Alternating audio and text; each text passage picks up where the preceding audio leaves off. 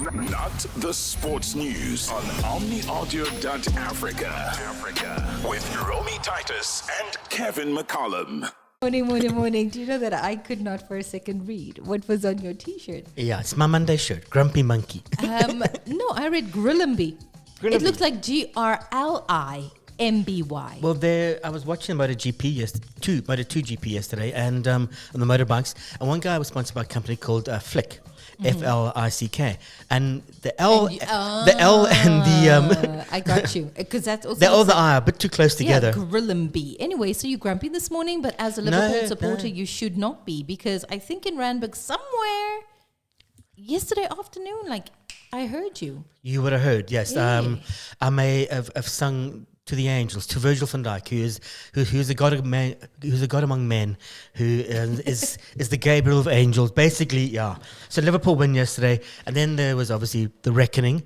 Rory McIlroy, he's been reading a book called The Reckoning, written by John Grimsby. He's only got the chapter 6. Not Grillimby.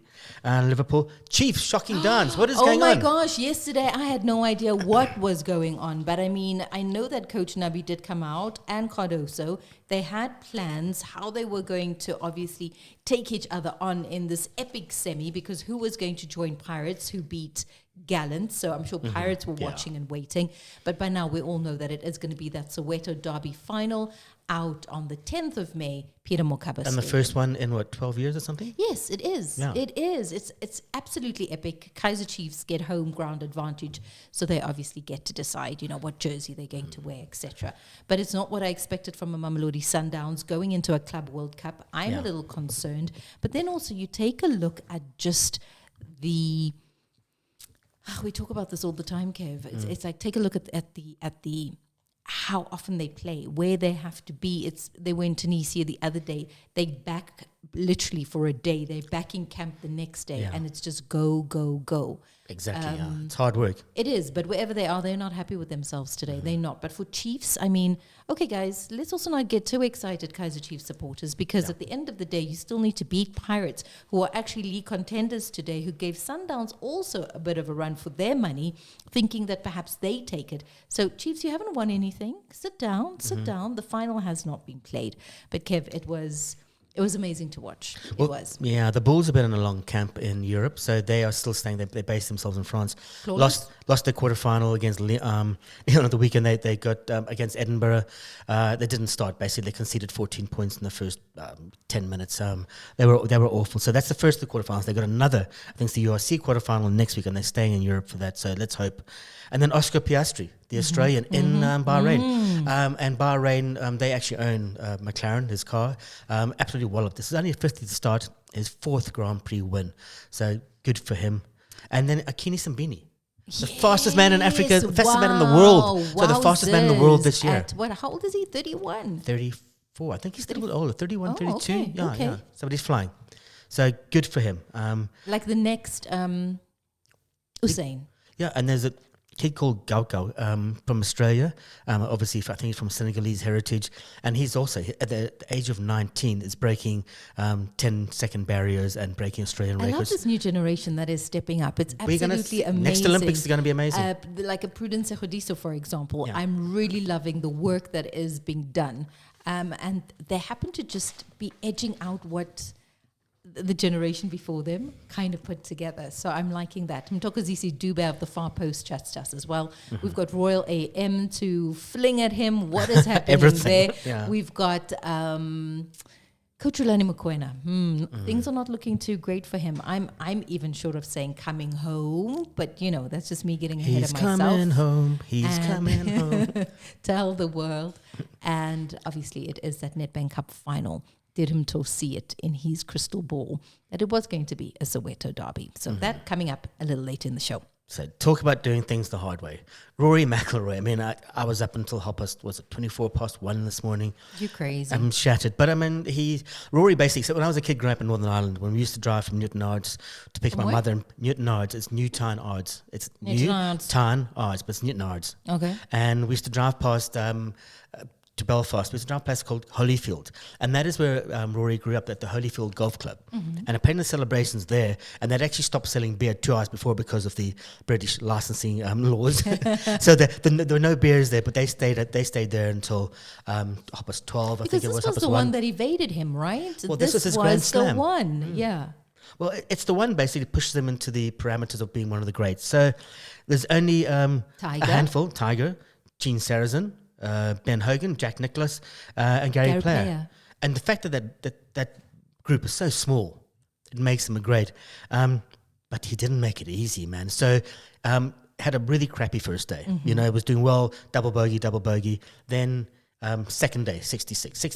Second day, also flying. He's leading by 3 or 4. Into the last day, double bogey on the first. Said he was nervous. And then eventually, Justin Rose, who'd been leading the first day, come from behind with a great 66, I think it was. One hole playoff at the 18th. Rory goes for it. Justin misses his putt. Rory hits his putt. And Rory was asked, well, how do you want to do the press conference? What do you want to talk about next year? This is what he had to say to the media. And I love this answer. I'd like to start this press conference with a question myself. What are we all going to talk about next year?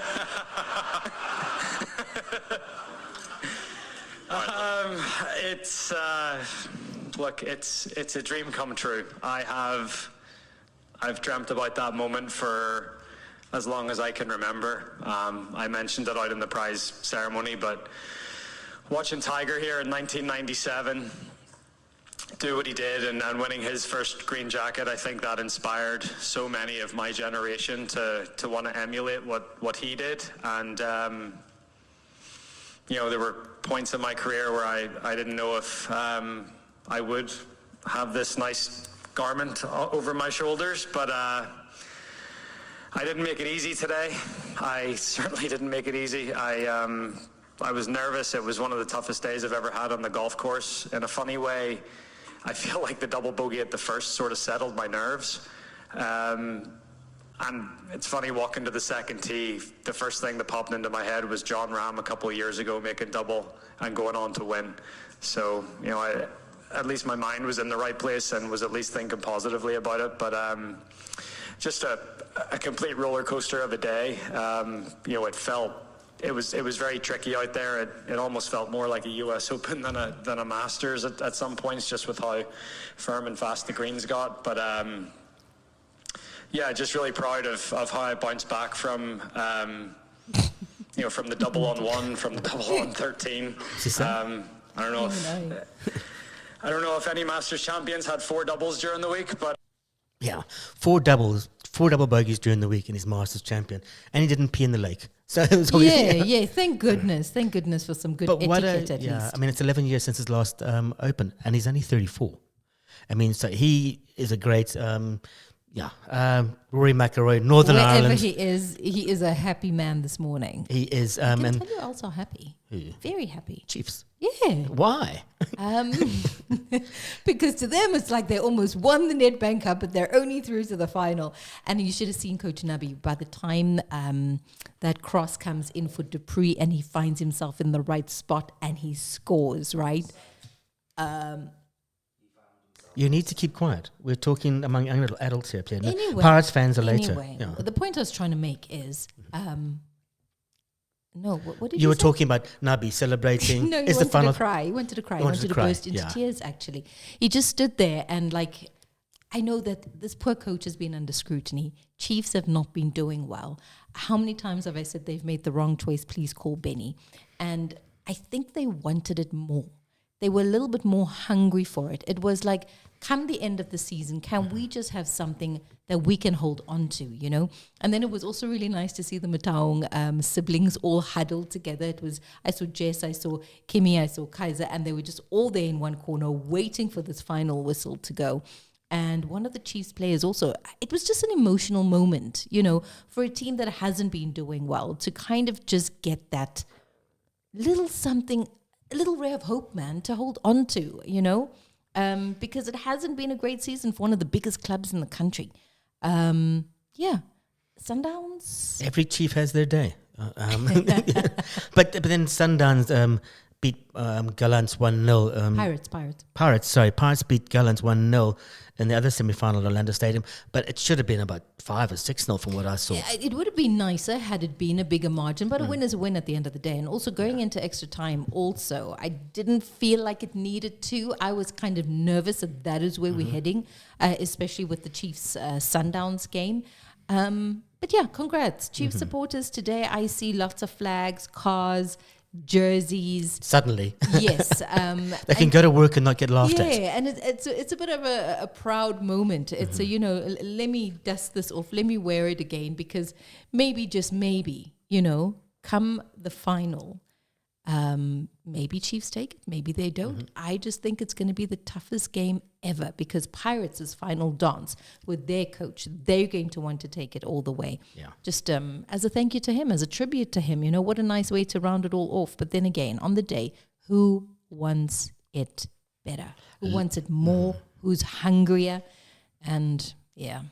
Liverpool definitely hungry. So 2-1 was a great result on the weekend for all sorts of players. So Arne Slot was saying Liverpool's only focus now is actually the next 2 games. Not worried about Virgil van Dijk's upcoming contract negotiations, which I think he's going to announce this week. Okay. So Virgil van Dijk, between Liverpool scored all the goals.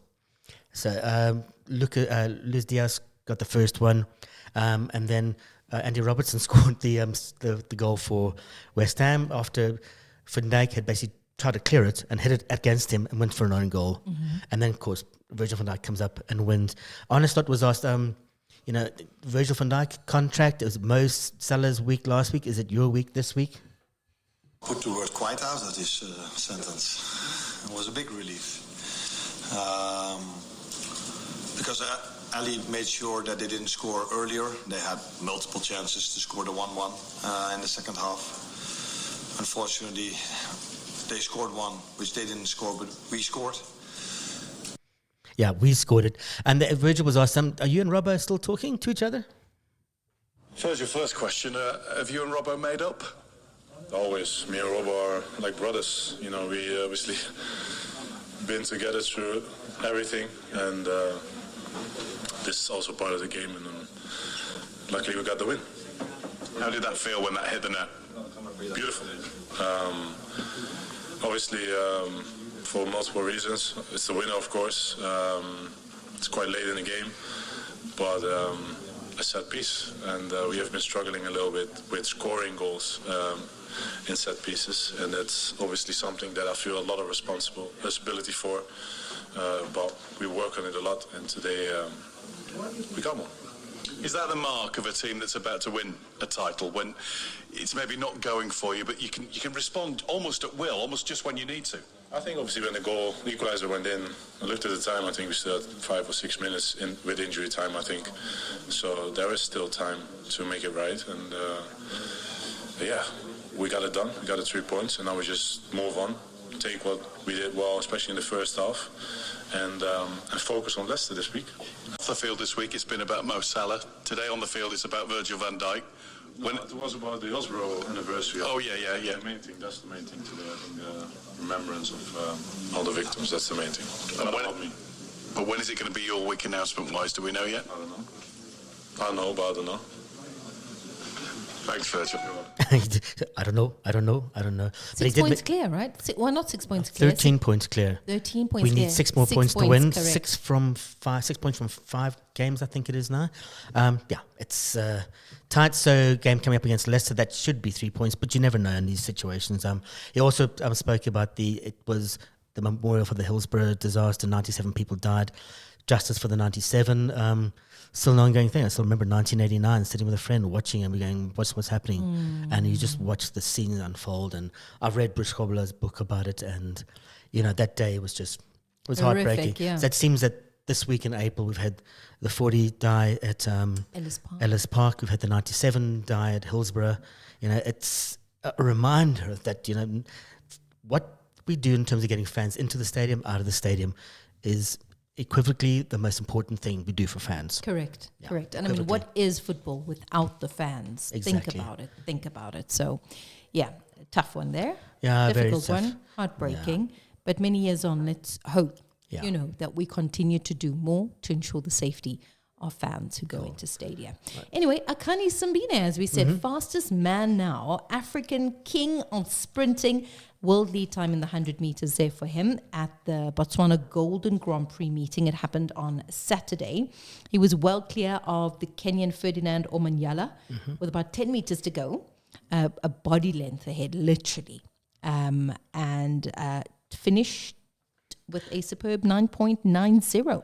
The fastest time in the yellow world. And the only person who's behind him is Bayande Walaza, who's 9.99. So, and he's running into the headwind as well. So, if he's doing this, and this is the beginning of his season, so with the headwind, remember what he could do with the tailwind. Yeah, well, as long as it's a legal tailwind. But I mean, if he's running like this at the beginning of the season, going in the SA Champs are coming up, he's going to be flying. Yeah. And then he's going to pull in now to make sure that this is free and fair.